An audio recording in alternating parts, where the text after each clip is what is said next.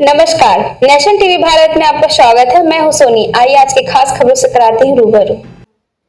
धनबाद राष्ट्रीय विधिक सेवा प्राधिकरण के निर्देशानुसार जिला विधिक सेवा प्राधिकार धनबाद द्वारा चलाए जा रहे महत्वाकांक्षी अभियान प्रोजेक्ट ड्रोन के तहत लोगों को नशा और उसके दुष्प्रभाव के विषय में जागरूक करने का काम लगातार किया जा रहा है।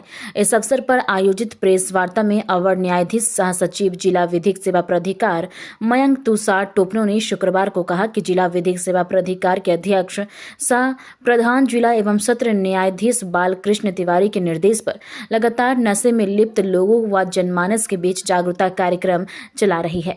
डालसा का यह मानना है कि न्याय केवल अदालतों की चार दीवारी तक सीमित नहीं, प्रोजेक्ट ड्रोन का मकसद उस अंतिम व्यक्ति तक पहुंचना है जो गरीबी या अज्ञानता के कारण अपने अधिकारों से वंचित है।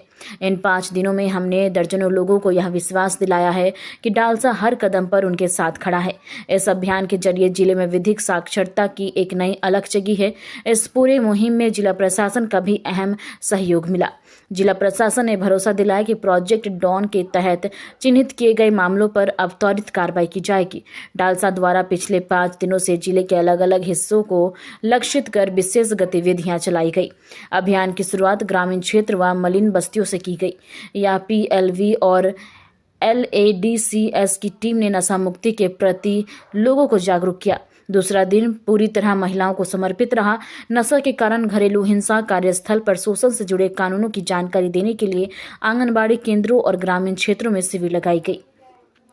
तीसरे दिन टीम ने धनबाद मंडल कारा का दौरा किया, जहां विचाराधीन कैदियों को प्रोजेक्ट डॉन के तहत मुफ्त कानून सहायता का आश्वासन दिया गया।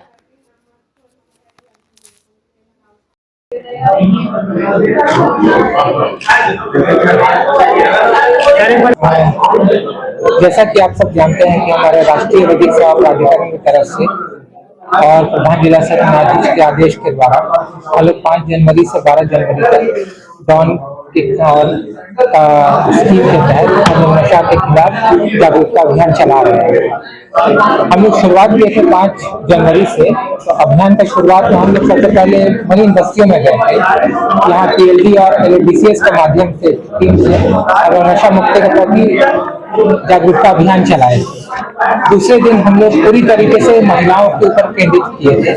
नशे के खिलाफ के कारण जो घरेलू हिंसा होता है, उनके कारण जो शोषण होता है, उनसे जुड़े सारे कानूनी बातें, जो कानूनी डोमेस्टिक वायलेंस वगैरह सब होते हैं, तो आंगनबाड़ी सेविकाओं के द्वारा, मदद के केंद्रों के द्वारा, आंगनबाड़ी सेविकाओं के द्वारा, उनके मदद से हम लोग सारे जितने भी इस तरीके के जो मलिन बस्तियां हैं वहां पर जाके हम लोग जागरूकता फैलाए। तीसरे दिन हम लोग मंडल कारा में भी गए। वहाँ पर हम लोग ड्रग्स के बारे में, जो ड्रग्स के कारण जो वहाँ पर आते हैं, कैदी आते हैं, उनको जागरूक करवाए ताकि फिर से उस तरीके के काम में फिर से संलिप्त ना हो। चौथा दिन हम लोग का पूरा स्कूल कॉलेज वगैरह से रिलेटेड रहा है। कॉलेज हम लोग जाके जो हमारे नौ पीढ़ी हैं उनको हम लोग इस स्कीम के तहत जागरूक करवाए हैं, और खासकर जो हमारे वुमेन से रिलेटेड लॉज है उनके बारे में भी हम जागरूक करवाए हैं। हमारा आखिरी 5वां दिन इसी में समाप्त होगा कि हम लोग जितना भी हमारे जो कार्यक्रम करवाए 5 दिन, वो लोग हम लोग पूरा ट्रक्स निकालते हैं, हम लोग पूरी तरीके से उसको डिजिटल रूप में आप लोग के माध्यम से, यूट्यूब के माध्यम से, ट्विटर है, फेसबुक है, सबके माध्यम से हमारे तब जो 4-5 दिन का कार्यक्रम है उसको पूरी तरीके से उसको निचोड़ के उसको उस दिन हम लोग प्रदर्शित करेंगे।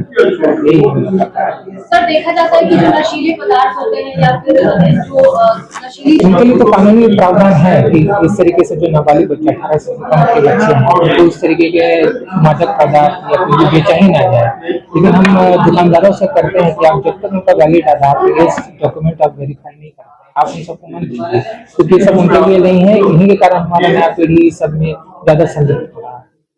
तो सर, क्या ये जागरूकता अभियान जो है केवल कर्तव्य हमारा ड्यूटी ही यही है कि हम लोग साल भर इसको चलाएं, हम लोग चलाएंगे भी। और बहुत सारे अभियान है, हमारा संवाद है, खालसा का, बहुत सारी चीजें हैं, खास महिलाओं से रिलेटेड लॉज है जो हम लोग देख भी रहे हैं। यहाँ पर दहेज उत्पीड़न है, बहुत सारे हम लोग चलाएंगे, साल भर चलेगा।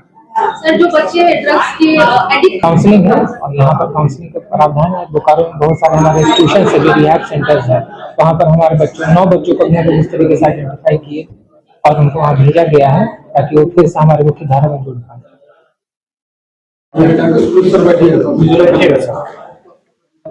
मुझे बुक बैनर लगा